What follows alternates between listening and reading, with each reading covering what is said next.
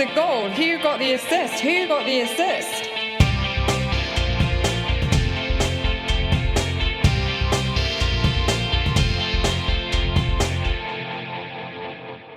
Hello, so we're back for the final midweek quick turnaround pod for a little while. Dear me, I don't think I'm ever going to complain about the gap between game weeks again. Anyway, we're recording just after the latest display of anti-football from Spurs once more, which makes me wish I could invoice the Premier League for time wasted. What a boring game that was. Hopefully it's probably more interesting. And to help that along, the three of us are back together for this one.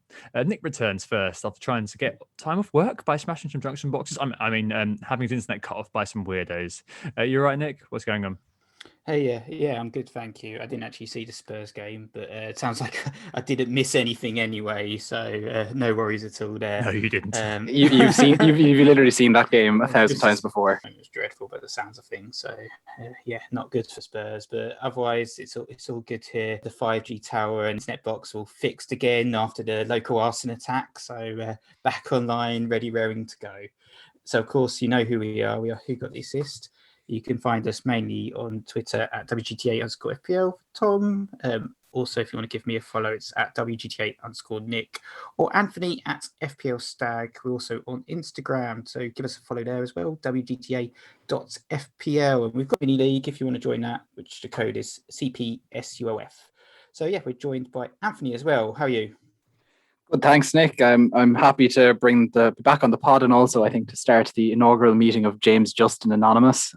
All of us former owners continually tortured week on week by his continued hauls. I hate that guy. Oh my god.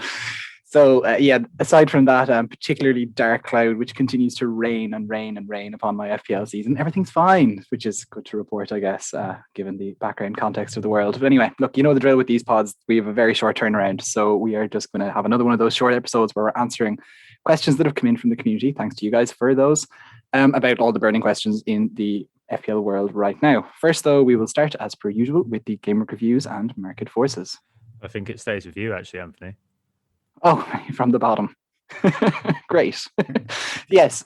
So speaking from having the bad game week, it was a 68 pointer, which I guess in a traditional week, 68 points wouldn't be too bad. But when the aforementioned James Justin goes and scores 15 points, and the likes of Wan-Bissaka and things also return well as kind of differential defender picks or whatever, my 2 clean sheets from Cancelo and Diaz kind of pale in comparison to those particular scores.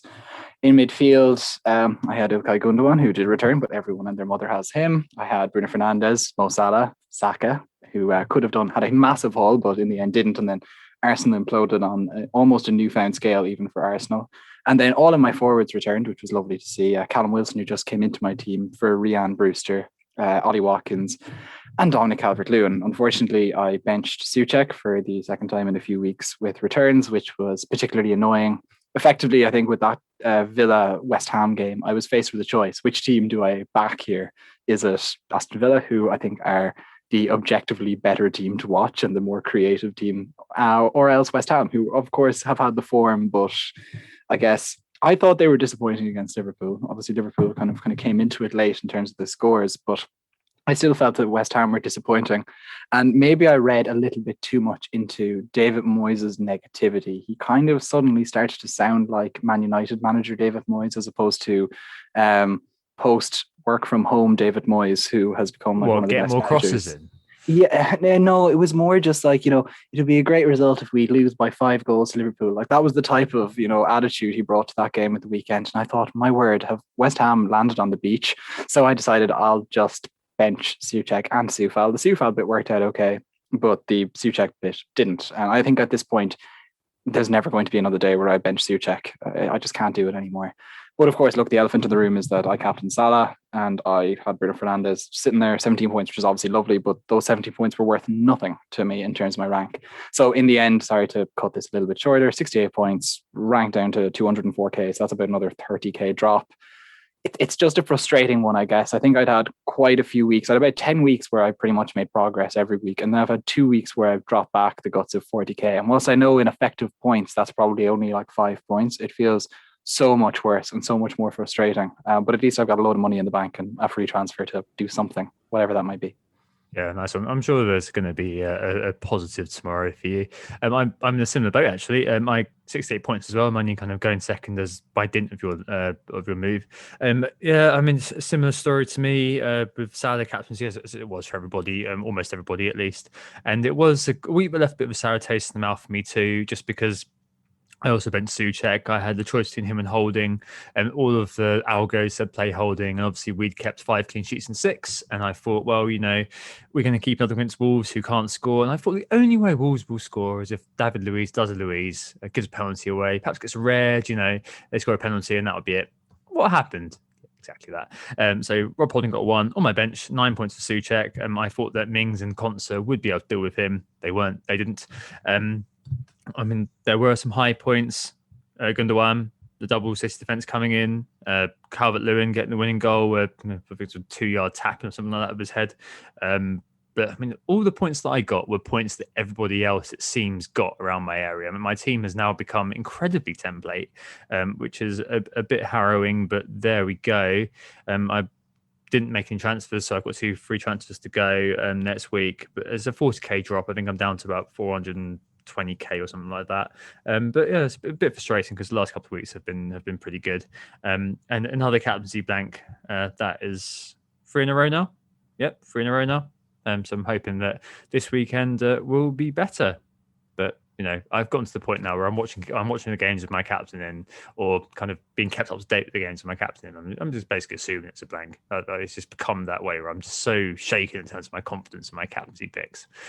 Nick, how did you get on? Yeah, so I got a green arrow, but I got 79 points, but the green arrow was only 7k.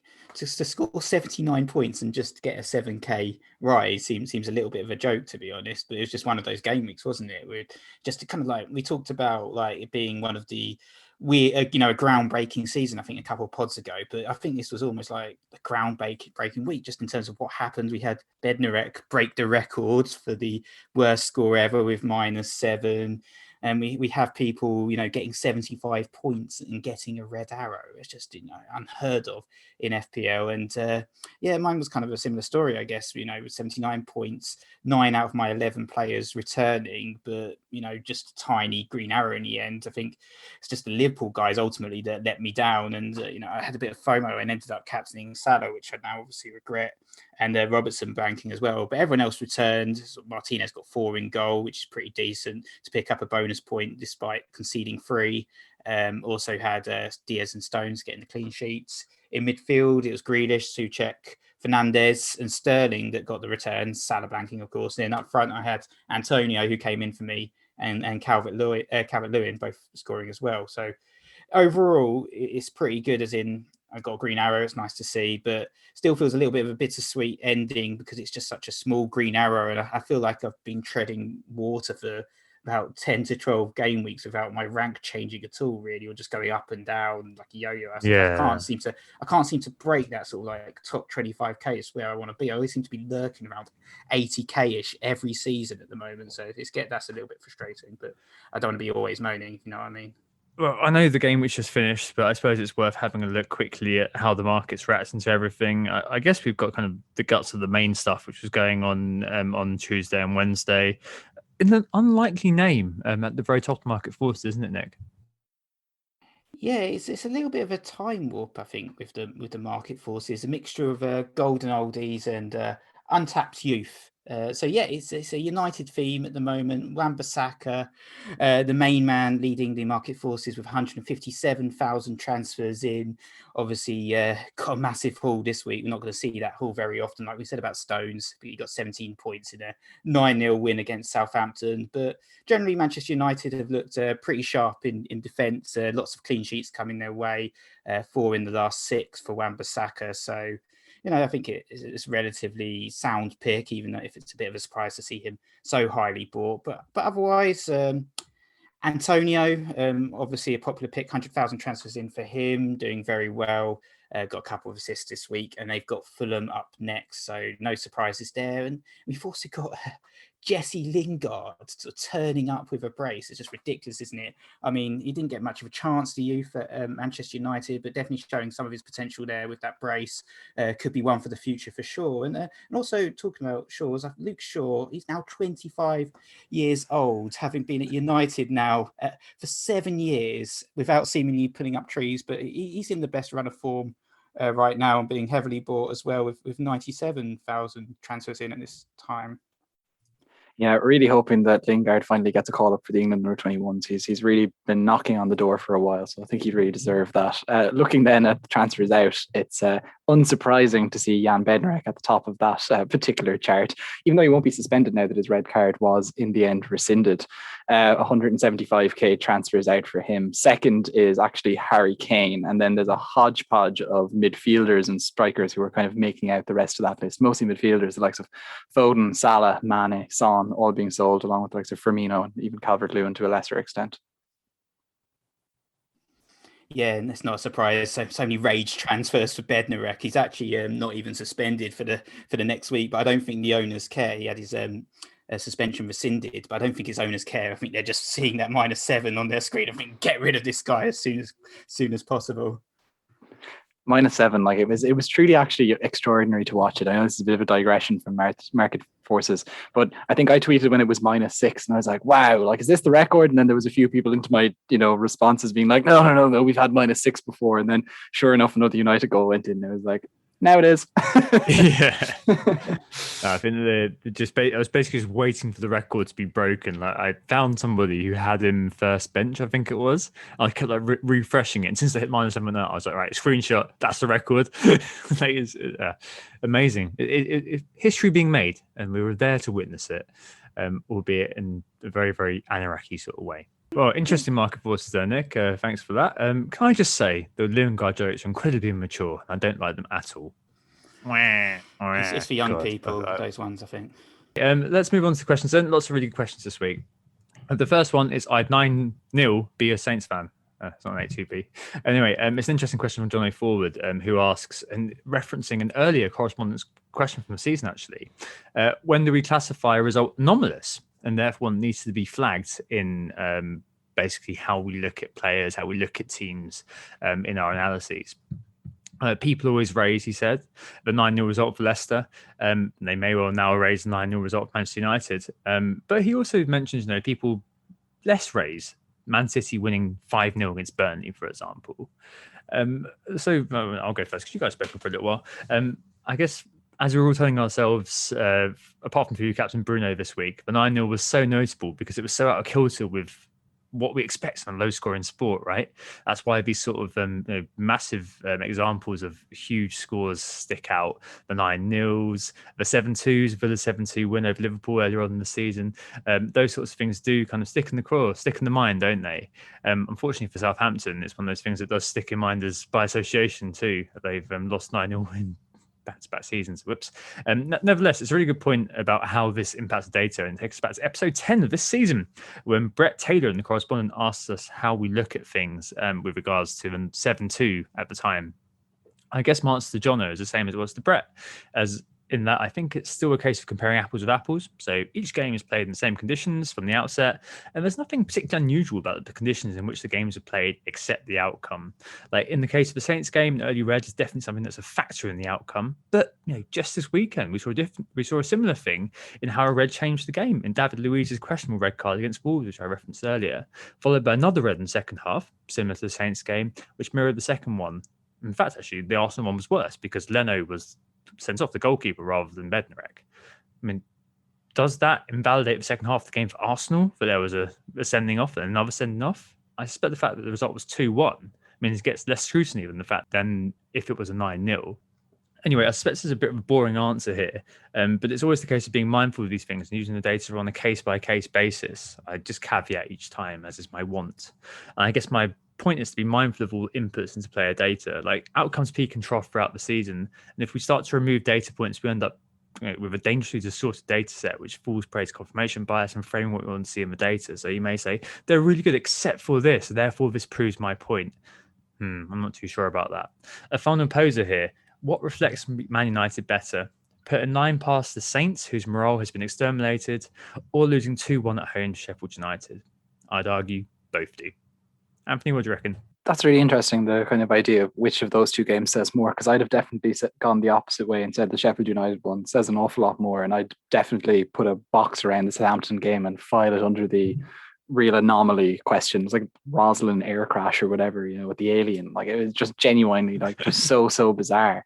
I really don't think I can draw anything about United from it. Like, do you think that Bruno Fernandes is in form because he contributed to, what was it, goals 5, 6, and 9 to that in that particular game? Like, was it 5, 6, 7, 9? I don't even know. Like, it's so irrelevant, if that makes sense, that it's just like I don't really.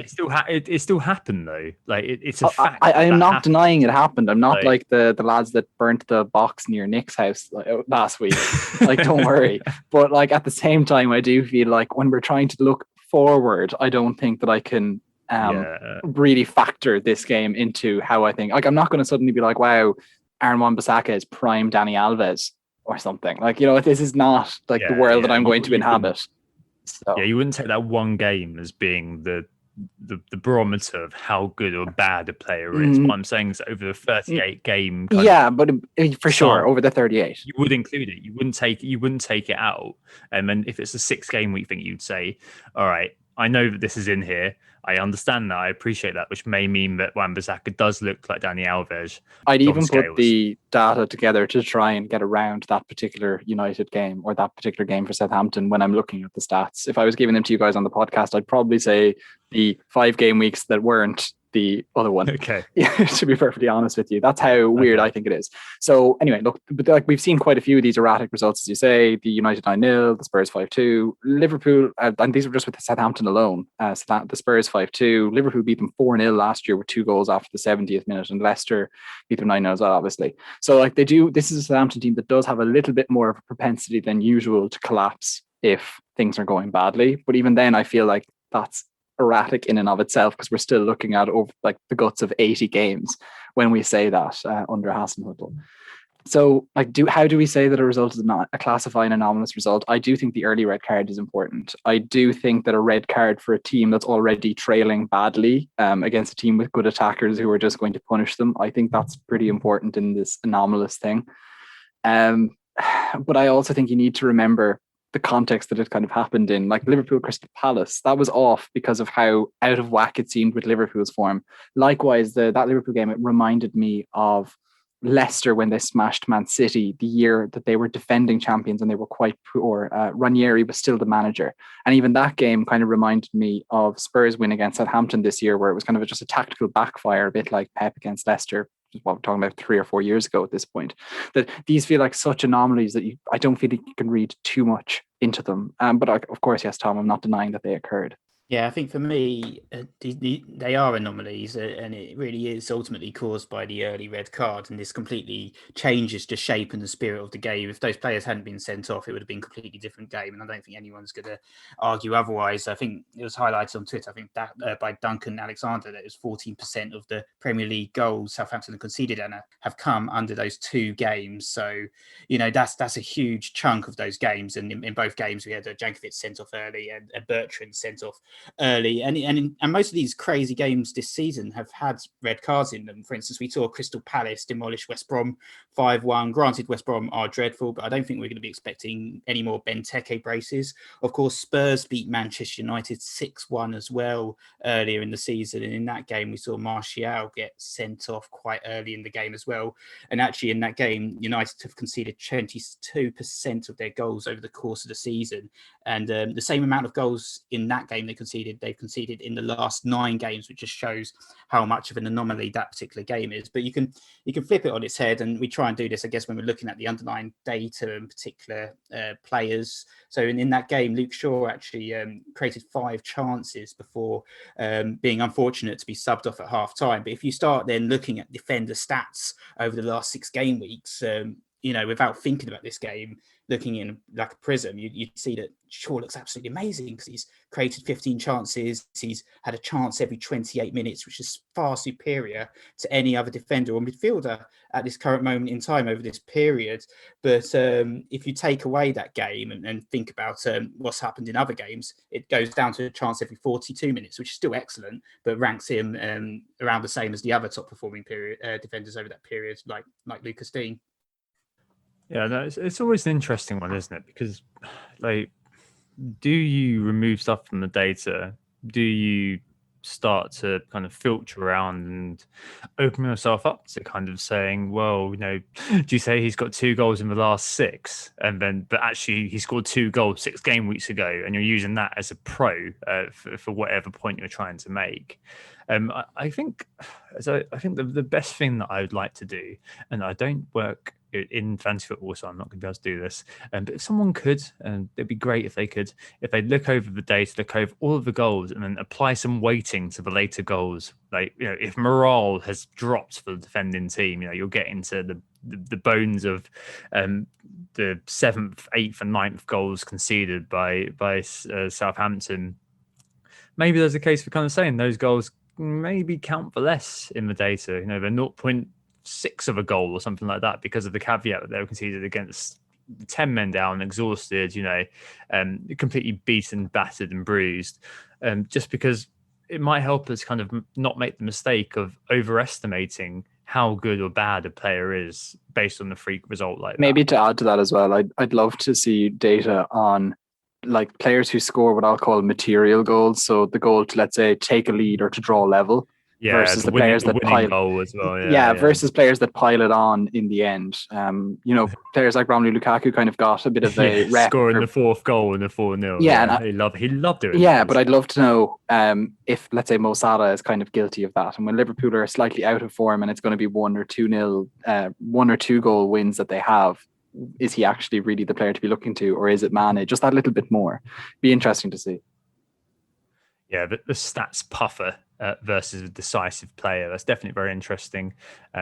Harry Kane in the World Cup group stages, winning the Golden Boot after smashing the likes of Panama and Tahiti or whatever the hell it was, versus the player who's scoring the winning goal in the World Cup final. Yeah, there's a huge difference between the two, even though the 2 goals are weighed the same. Anyway, let's move on. The next thing is, do we need a strong bench really? FPL Jazz asks, can we get away with just 2 benches? And if so, what position do we have a write-off in? And Adam Pritchard himself, friend of the pod, asks, is a strong bench even worth the hassle, lads? Nick, what do you reckon here? I mean, are you the kind of person who rolls with a strong bench? I mean, you've got Mitchell at the moment, haven't you? Like that sort of player who's kind of cheap, but he still kind of works. Is all your bench playing? No, I've also got Ryan Brewster. He didn't even start this week. In fact, this week I only actually had 1 point on my bench, and it kind of worked out pretty well compared to all these people with the strong bench. So in that sense, it's there's an argument for the weak bench by just like having one player, like a 4.5 million defender who can roll in and replace anyone. I benched Dallas this particular week actually, and I got away with it because he's playing out of position and getting a few goals and assists. So it could have been a case of getting punished by him, but luckily he only got the 1 point, so I got away with it this week. But there have been times obviously where I have benched points, and to be honest, like I don't necessarily think this is the best strategy. I think there is a case for having a reasonable bench. And if you look at last week, for instance, we saw so much rotation. The likes of Stones, Cancelo, Sterling, Harry Kane being injured, Saka, Mane also being injured, loads of players being out, and actually ended up with using my full squad last week. Ryan Brewster did make an appearance in my starting 11 just because of Sterling not playing and Stones not playing and Mitchell not playing. So there is definitely a case for having someone on the bench sitting there who can come in. And I think it was sod's law, I guess, that last week lots of people played Souček and he blanked, or had Souček come off the bench, or James Justin come off the bench and blanked. And then this week we've seen so many people benching the likes of Bamford or Souček and Justin and getting really punished. And so I think there is a case for having someone on the bench who can do a job, certainly, but I kind of prefer a safer strategy, I guess, of just kind of having someone, maybe a 4.5 million defender who might come in, do a job, maybe some character like Yves Bissouma who can just trust to get his 2 or 3 points week in, week out. I think benching Souček, giving yourself a benching headache every single week is not necessarily the best strategy, but lots of people have lots of money at the moment, so it's a bit of a problem.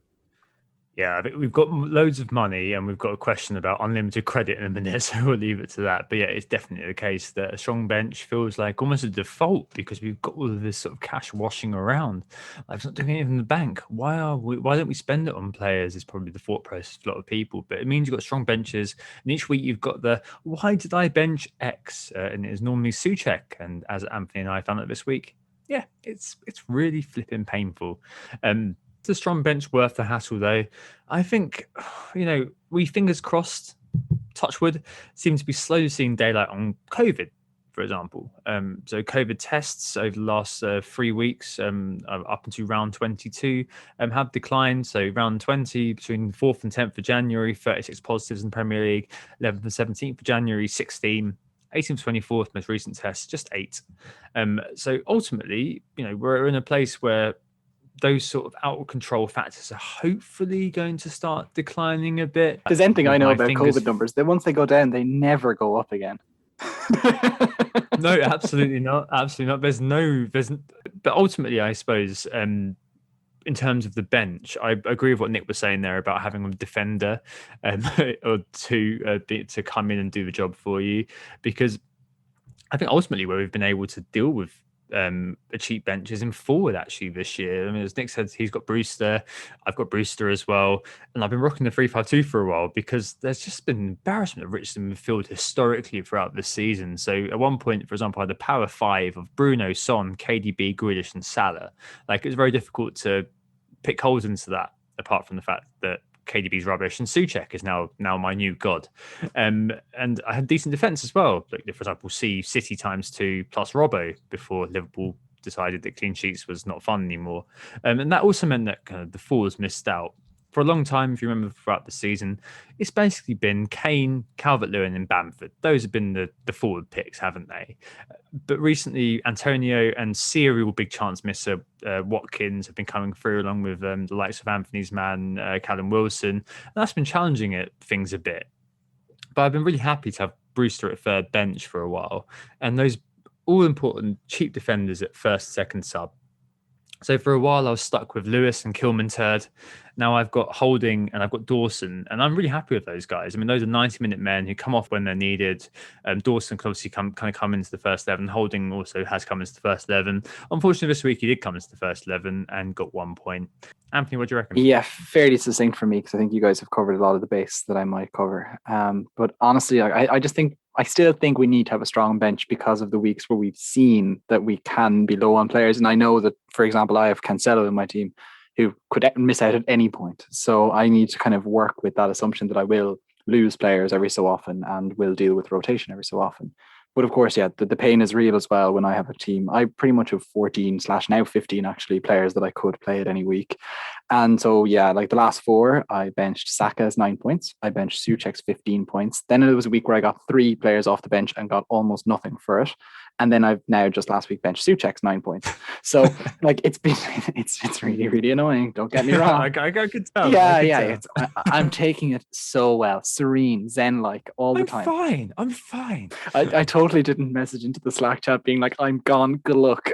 And just not into the shadow, lads. It's all over. Yeah, the shadow realm. Yeah, a bit of a Yu-Gi-Oh reference that I went for as I disappeared for about 36 hours. But yeah, that's how it made me feel. So it is quite frustrating. But I think what I've concluded having 3 playing players is that I think 2 players that actually play on your bench plus a Brewster type character is really just fine, and it just minimizes the heartache. Bear this in mind when it comes to my transfers this week. I'm selling Brewster. Oh my lord! No, don't do it unless disturbing the equilibrium ahead of the double game week announcements. Anyway, next question. Money. Quite a few questions this week about buying, selling players from the likes of Mr. Baselli and FPL Nikolai. So they're thinking of selling big players and cashing in on them and getting smaller ones in terms of budget. What they do with all this cash. FPL Awesomeo puts it best. He says, with premiums underperforming, what do we do with all this money? A strong bench, as we've just referenced, seems to just result in a lot of bench headaches, lots of points left on it, and time spent in our angry domes, as Anthony and I can attest this week. it's definitely a weird time, isn't it? I mean, FPL feels like the naughty's housing market at the moment prior to the subprime mortgage bubble burst. I mean, there's lines of credit everywhere. We've got so much money. What are we even going to do with it? I mean, it harks back to, as I kind of referenced earlier, what we were saying about price and quality. And we're in a really funny part of the season where quality has suited the price to such a degree that the cheapies are absolutely smashing it, aren't they? I mean, in terms of updating the top 10 point scorers over the last 6, the top is still Gundogan after that assist of the bonus. Second is Diaz. Third is Stones. After that 17-pointer, Wan-Bissaka is now 4th. He's scored 46 points over the last 6 game weeks. In 5th, James Maddison. Yep. Okay, fair enough. 2 assists. Matis Pereira, he's hanging on in 6th. Bruno Fernandes, who's now entered, so we've got a premium top 10. Hooray! 42 points. Thomas Souček, Cancelo, and 10th, Lewis Dunk on 37th. And the other highest scoring premium is Raheem Sterling. He's now up to 18th after his goal scoring not very long ago. Honestly, if you'd asked me without thinking how many points has Lewis Dunk in the last 6, I might have said like less than 15.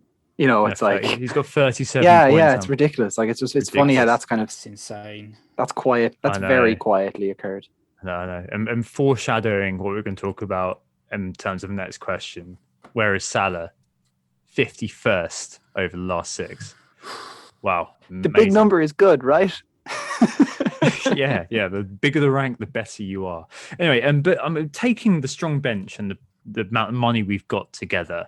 I think that it creates a really interesting environment is all I want to say on this, where 1 week punts and master plans can be enabled more than ever before because we've got decent benches to back things up if things go tits up, right? You've got money to buy whoever you want. So you've got a punch, you can buy the likes of Pulisic, go mad, get that guy.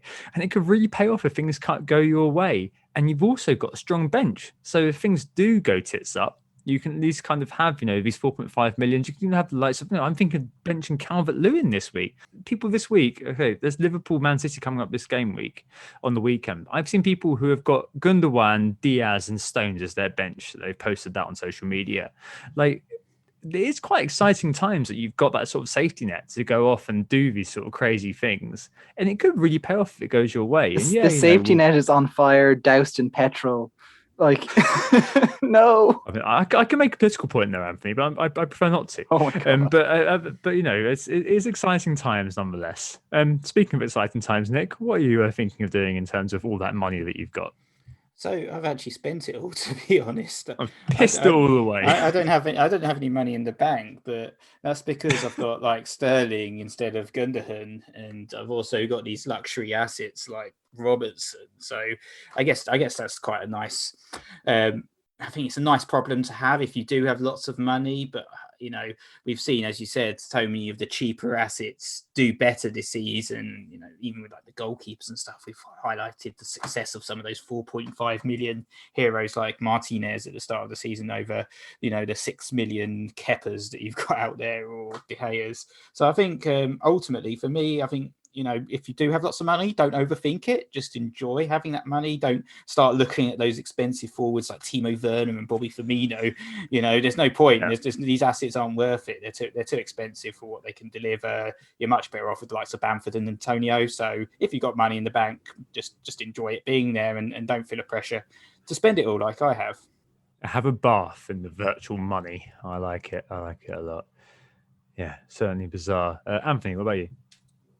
I have 8.6 in the bank right now, and I don't feel the need to spend it. But at the same time, I feel the need to make transfers. And I think I'm constantly fighting that bias to just pick up more expensive players because I can. It's like, for whatever reason, the likes of Robertson getting a high score, I feel is going to mentally hurt me more than the likes of Wan-Bissaka or just some other player who's way cheaper having a good week.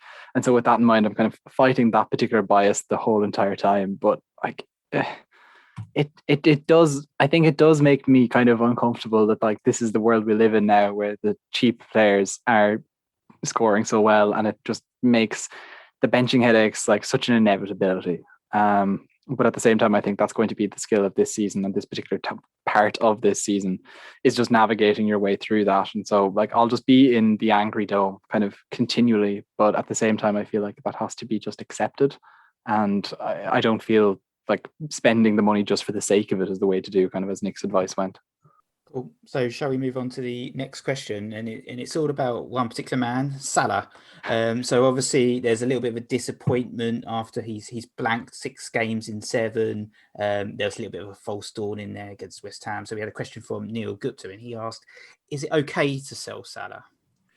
Yeah, I mean, 51st over the last 6. That is just, is that worth the money? Really, he's equal to the likes of Adam Webster. He's been beaten over the last 6 by the likes of Mike, Craig, in inverted commas, Dawson, Zinchenko and Trossard in terms of points scored. That's length from that's the last 10 game weeks. He's 16th. So referring back to John O'Forward's question, that's fueled by 3 returns in the last 10. If this was anybody else, I wager we'd be selling him by now. And I find myself kind of torn between assertions on the last pods with, Anthony, when you were on that, about faith in the premiums and this new evidence. Well, I guess it's not new, but it's further evidence about Salah and Liverpool generally, which is that to the eye, they've been extremely poor. So the eye test wanker in me wants to sell. But a small point is that over the last 4 game weeks, Liverpool have actually created the most chances, the 3rd most big chances, and they're joined 3rd for XA, level with Man City. The 4 before that, 15 to 18, this output is halved. So they're still trying, they're still creating chances, and their XG has also risen from 4.01 between 15 and 18 to 7.94 over the last 4 game week blocks. So there's a case to be patient with them, but the eye test was really not good. And Salah himself has been putting up better numbers over the last 4 than he has in the 4 before. So it's a real head scratcher with Salah. The stats say persevere. The eye test says get in the bin. And it's a very odd moment in the FPL season where if I was thinking of selling somebody for Son this week, which I'm not as much now as when I first initially wrote these notes, I was seriously considering keeping Souček over selling Salah, which at any other time in the past, you'd think I was mad for keeping Souček for Salah. But that is actually the way I'd have gone. A small point here as well, a friend of the pod, James Kroll, mentioned this, and it's definitely true. Like over the last 6 game weeks, a midfield of Gundogan, Rafinha, Souček, Saka and Pereira has been so viable, all under 6 million. If you'd gone with that, you'd have outscored all guns blazing premium midfield. So yeah, very weird times. And if you are selling Salah and thinking, I'm going to grab Son, I'm going to grab somebody that you're fixated on, then I can see why you'd be doing it. Nick, Salah loyalist, along with me over the years, what are you thinking here? So I've got a couple of positive points, I guess, about Mo Salah. Firstly, he's had a couple of goals disallowed over this period. One of them is very unlucky, really, not his fault. It got disallowed, just kind of Bobby handballed it slightly as he passed it. So that has to work in his favour. It's not like he's been dreadful. It's not like he's been completely missing all his chances. He has put the ball in the back of the net, as we saw against Spurs and Manchester United, which are tougher games.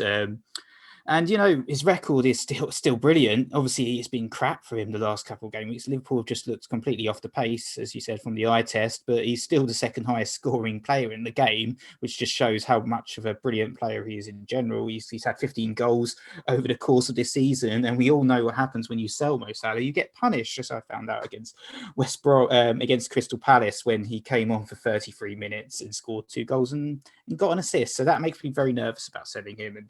And obviously he's got the history as well. Last few seasons he's either been the top scorer in the game or the 2nd highest scorer in the game at the end of the season. Probably will be right up there again at the end of this season. But it is a monetary thing. We're all thinking about how the hell we're going to get Son in, if we're still planning on getting Son in. But Son's obviously blanked in 5 games, but they have West Brom at home. So it's a real head scratcher, as you pointed out, Tom. And you've got all these cheaper assets like Souček, Rafinha, who we don't talk about enough on this pod, looking excellent as well. And all these cheaper assets delivering. Do we need a luxury player like Salah? But then we were just talking about how we've all got the money. So do we need to sell him either? I don't really have an answer. I think there'll be a lot of people probably selling him, but it always comes with risk with this guy. I just can't do it. I just can't sell him. Like the in spite of everything, I think as Nick has pointed out, he has had goals disallowed and hasn't necessarily looked atrocious in front of goal. The underlying stats, even with Liverpool underperforming pretty considerably, are quite good. Like they're okay. Like he's up there in terms of shots and shots in the box. Probably less of them going on target than you'd want.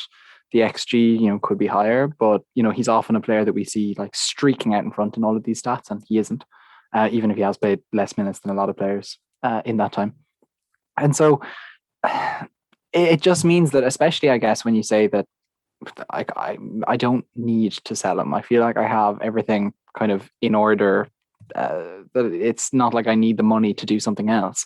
And so with that in mind, I don't think I will, even with these two games coming up, like the City game, the Leicester game. Like we're one penalty away from feeling like an absolute fool.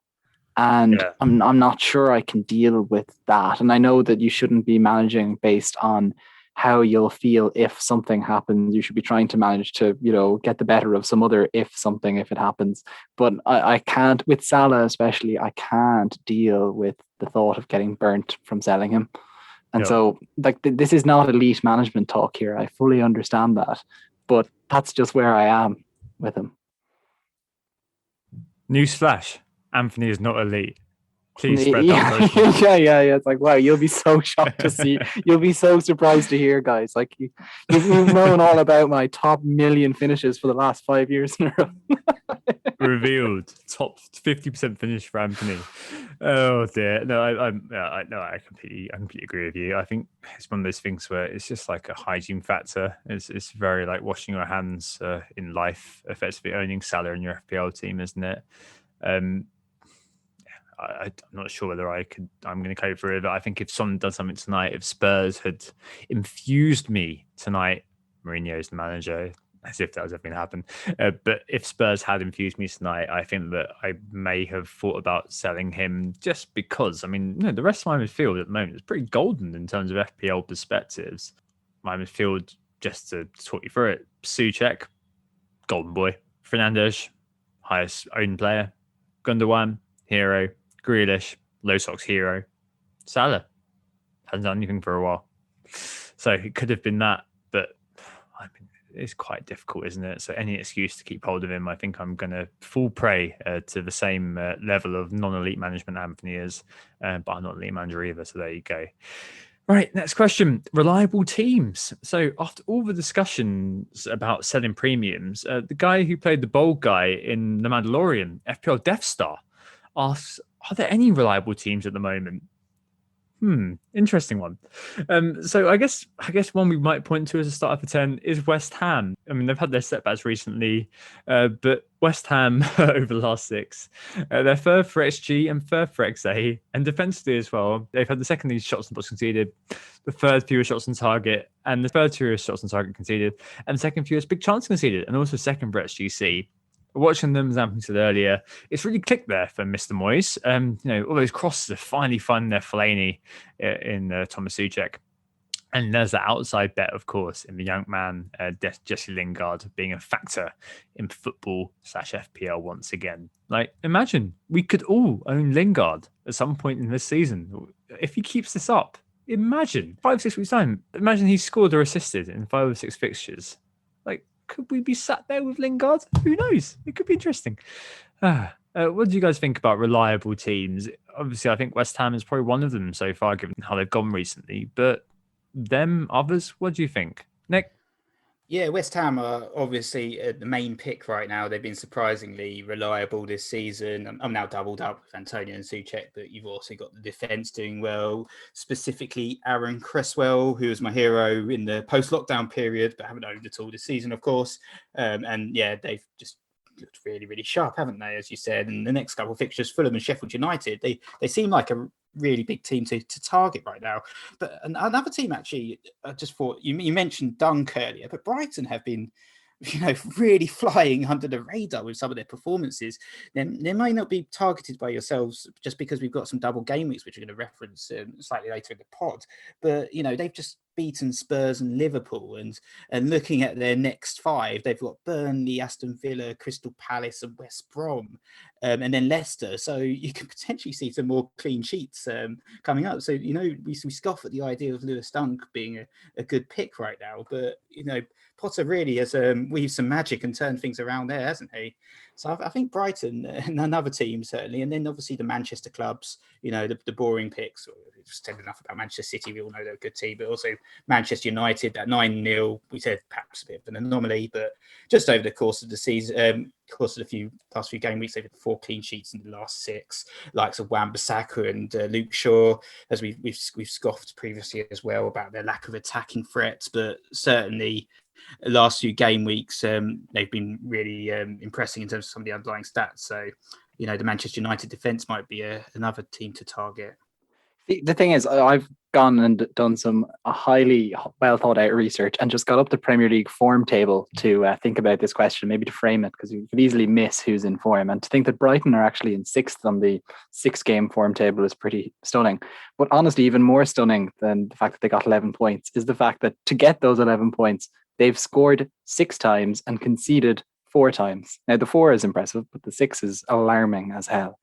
And they do have good underlying stats. Their attack-wise, you would expect them to do a bit better than that. 6 goals. You probably wouldn't expect them to be 6th in the table based on their attack stats, but you would expect them to score more than 6 goals. So kind of an interesting state there. Whereas West Ham, actually, they'd be 2nd in the form table with 11 goals and 7 goals conceded. Now, like that 7's actually a bit high. It's the highest of the top 6 in the form table right now. Not all of those came against Liverpool, as we know as well. So like they're not maybe as solid defensively as we think. And, Cresswell has been doing well because he also provides so much attack-wise, whereas Soufal, for example, has been much more disappointing by comparison. And I'm definitely feeling with West Ham at this stage, your first 2 West Ham picks, if you were to draw up just a random list of them, I think would be Souček or Antonio, 1 and 2, pick one. And then you might talk about Cresswell, arguably the 2nd best, but probably the 3rd best pick from that particular team. Now, Man United, we were just talking about as well. They've 14 goals and 4 goals against in that 6-game period. But the fact of the matter is that 9 of those came in one game. So if you do what I said I would do earlier and take out those 9 goals, you're talking about a team that had 5 goals in 5, which really isn't impressive. And 5 goals in 5 having conceded 4 as well. So those are Brighton numbers. And then all of a sudden, you're not as confident in them. And that's like, then I'm starting to wonder, do I really want to have any more than Bruno Fernandes in my team? And I think the answer is still no, much as I'd like to see United doing well. So to answer Death Star's question fairly succinctly, the only really reliable team that we have is Man City. And I don't think that's surprising to anyone. But Leicester and West Ham, especially in attack for both of them, have assets you can definitely point to. Arsenal's defence was something you could point to right up until they imploded, and now they're going to be missing Leno and all sorts of things that go with it, which means I wouldn't be as excited about them. So overall, it's a tough one to predict right now. Yeah, it certainly is. Anthony, our 3rd pick from West Ham's obvious. Mike Dawson, what a player. Can't stop scoring, can he? Yeah. The quality of delivery from Ryan Cresswell. Aaron Cresswell. Ryan Cresswell is a footballer in the early noughties, wasn't he? Well, Mike Dawson. Why not? 4.5 still. Not to be confused with Ryan Seacrest. Yeah, that's very, very different. That's the kind of guy that get confused with Jeff from Community as being the best looking man. Anyway, let's move on to the captaincy mixer, which is the final question this week. So Angus McPhail asked, if Grealish or Watkins are good cap picks with Lewis out and Leno out, more importantly. Mike Stewart asked if Son is still worthwhile. Oh dear, that was done before tonight. But the best thing we got this week was effectively a question thread from FPL James at James FPL1. Who put it like this. He said, question for the pod, how do we analyse obvious captains better to avoid the trap? This could obviously be hindsight, but there's been 4 examples recently. KDB and Salah against West Brom. In both cases, both players had decent form going in, and all of West Brom's stats were fundamentally poo. But West Brom have been very competitive against top sides. Last week, it was the same with Bruno. As with that fixture, everybody piled in and nothing really happened. And now this, he says, after the Brighton game, another captain down for Salah. Yeah, we got 2 versus West Ham. Liverpool look like they'll come back to 4, but Brighton obviously better. Beat Spurs and only lost 1-0 to City. He says he's not bitter or anything. He's done pretty well. He's up to 120k at the moment. But he also says, as I said at the start of the pod, his last captaincy return was game week 17 with Bruno. So what the hell are we doing with captains now, guys? How are we assessing who we put the armband on? I think before tonight's events, and I don't know why, I don't know why I was hoping that there would be some sort of sign of resurgence or some sign of creative interest in play from Mourinho, and I'm sure there'd be egg on my face, and then Son will score a hat-trick versus West Brom. I was kind of hoping there'd be some indication that, yeah, Son's worth bringing in and captaining him, but I really don't know, and I keep blanking on this, and it's really killing me. Like, it's very, very difficult this season to do it, and I wonder if Son, again, he is the standout, isn't he? But the last 2 standouts in terms of Bruno and Salah haven't worked. I was all set to transfer him in, but tonight just showed, yeah, they need Kane, don't they? I mean, Nick, of a Spurs fan in the room, Son's likely to be perhaps one of the top captaincy picks for people, even though I guess Bruno's the highest owned player now. I mean, is Son really worth all of our consideration? Should he be the target for our transfers in, Nick? I mean, to be honest, yeah, it feels like another classic case of FOMO, isn't it? If Son was sitting there at 8% owned, would we be really considering him right now? Probably not. We probably think, we can get away with not owning Son, it'll be fine, not a concern, and not transfer him in. But because we know that there's like a ridiculous ownership and they're basically playing the worst team in the league. Defensively, I know as you highlighted, there's been some matches where they've done pretty well against the top sides, but West Brom are still, horrendous defensively. Let's be honest. You've got this. You just need to bring him in. But I'm considering. I'm thinking, should I be looking at the bigger picture, the double game weeks that are coming up, start preparing for that, and also looking at who I'm selling. And it's either Sterling or Son. I don't want to do that. So it is a bit of a trap. And I think, in terms of going back to the question, the obvious pick is obviously something that we've repeated on large over the course of the season. And I think I let myself down a little bit this week in terms of falling for the FOMO and captaining Salah when I was originally going for Sterling, and missed out on 6 points there. But it's just, we didn't really think about Brighton, and I just talked about how they've been the form team. They've only conceded one against Manchester City. They beat Spurs 1-0. They've had a couple of sort of 1-0 wins over the last couple of game weeks. They weren't really that rubbish. West Brom, though, are pretty shocking defensively. Like, every game I've seen them recently, and they've been dreadful. They played, even like West Brom, even playing Fulham and Sheffield United, they still conceded 2 against those teams, and they've got no attacking threat at all. So, I know Spurs have been rubbish, but I can see us putting, I'd like to see it, but I can see us putting 3 or 4 past West Brom. I love how qualified that is. I can see us putting, West Brom are crap, right? So, sorry, baggies. But they've conceded 2.9 goals per game on Sam Allardyce versus 2 per game under Slav. And goals, I guess, as Nick has intimated, are likely to be via Son. But, I mean, is it likely to be anti-football again? Like, can you trust Mourinho to set up in a way which is attacking, really? I mean, even a bad attack is going to have a field day every now and again. And surely West Brom are the kind of the enabler for that to happen. But if you don't own Son, like I don't, surely Bruno's a fairly decent, if you're worried about cover, EO, all right, the 8th goal he assisted, the 9th goal he assisted, and he scored the 7th from the penalty spot. I mean, he's still the highest owned player in the game now, 56.4% after the Son exodus. And north of 35%, 40% of the dead teams captain him. I mean, versus Everton, is he a decent sort of viable alternative if I'm only buying in Son to cover, especially if that's one of my valuable transfers ahead of a double game week period? And then next he's got Man City, a strangling Man City who I'm not too sure he's going to score against. That's basically a player I'm spending a transfer in. I'm not really sure about holding him, and I'm basically waiting and hoping that Kane's back, and Kane's one I really want. I don't know. I'm leaning more and more towards not buying Son now and probably going elsewhere with my captain. Probably going to play it safe, and safe now looks like Bruno, whereas 12 hours ago it looked like safe was buying Son. Anthony, what do you reckon? I'm not going to do it. I'm not going to buy Son. I just can't do it. I just think Spurs are just not at all playing well enough to be interested. When Kane was there, you kind of felt like in those tight games or in those moments where there might be a chance for Spurs to score, Kane would be there to do it. Whereas Son is he's just not up there as much. And just with Spurs in general, just not playing in a good way, I just can't see myself doing it, especially when we know that West Brom have been good against other top sides this season, even if they have been poor otherwise. Now that I've done this and now that I've said it, watch him get a brace, with an XG of 0.02 or something between the two goals.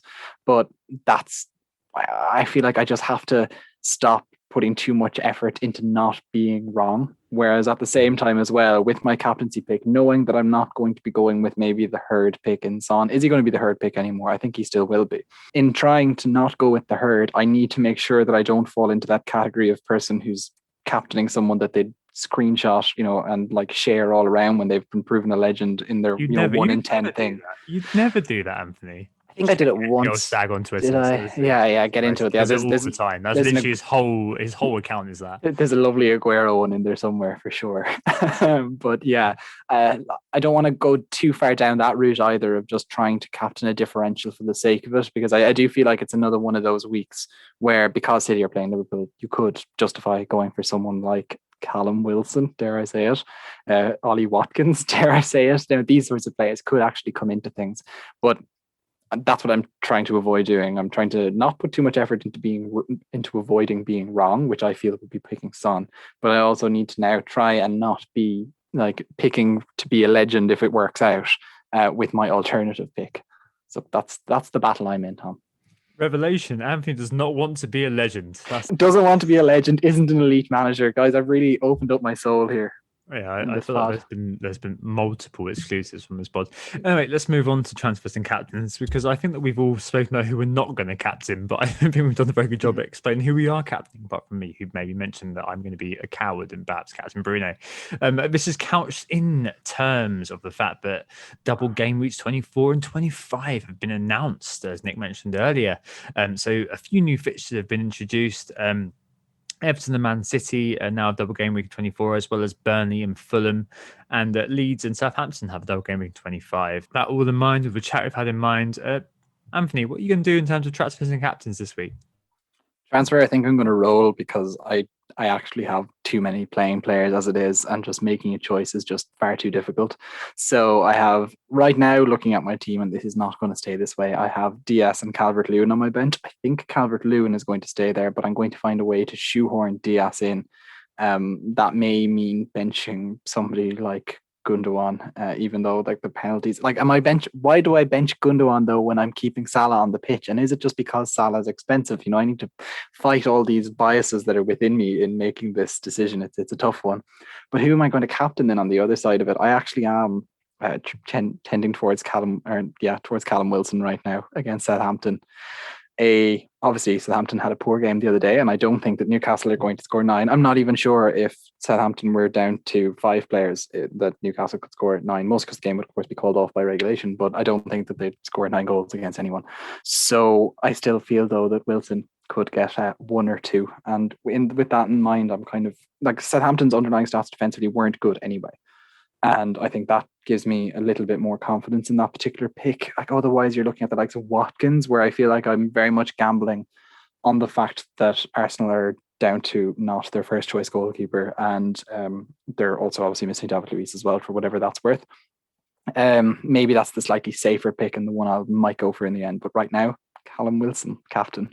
Speaking of Captain Antonio, actually, against Fulham away, I feel like he's really interesting differential captain for this particular game week. I was thinking about bringing in Son, like a lot of us, obviously, but there seems to be a real sea change of thought amongst the community there. So we're all going to get punished ultimately. But Son has blanked 5 games in a row now, not in form. And with the double game weeks coming up, I think I'm possibly just going to roll the transfer instead, and it just gives me so much more flexibility going into that next game week with 2-3 transfers and start targeting players like Luca Dean and stuff like that as a Robertson replacement. So I think the team's not looking particularly good for this game week with so many Liverpool and Manchester City players in it playing each other, but I think I'm going to just try and hope that Son blanks, we don't all get punished, and captain Antonio and roll my transfer. Yeah, and I've got 2 free transfers. So, I mean, that was initially going to be earmarked for some buy. I mean, he's blanked 5 game weeks in a row, right? So that's gambler's fallacy, right? He's not going to keep banking. Yeah. When I look at the fact I need to sell Salah, which is I share Anthony's ballless reluctance to do that, or I've got to sell Souček. I mean, the guy's just a beast, isn't he? Really. So that kind of leads me to look elsewhere, and I've got to sell Robertson. The guy is just similar to Kilman in that he's just a turd which won't flush at the moment. And maybe things get different in the future when Kabak comes into that back line, for example, and things become a little different. But then maybe Kabak himself, 5 million, aerial threat, aerial dominator, could be more interesting. So Robertson's going, and because of the new kind of double game week announcement, I'm thinking Ben Mee is actually quite an interesting character to bring in. The next 4 games within 3 game weeks are Brighton at home, Crystal Palace away, Fulham at home, and West Brom at home. So you'd be expecting 3 clean sheets there. Optimistically, 2 if you're being conservative. That's not too bad. He's also got a decent BPS generation. He's not over for a lucky goal.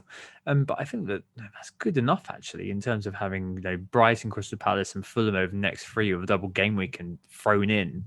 Yeah, that's worth doing. I'm also looking at moving Brewster to Antonio and benching DCL for the Man United game.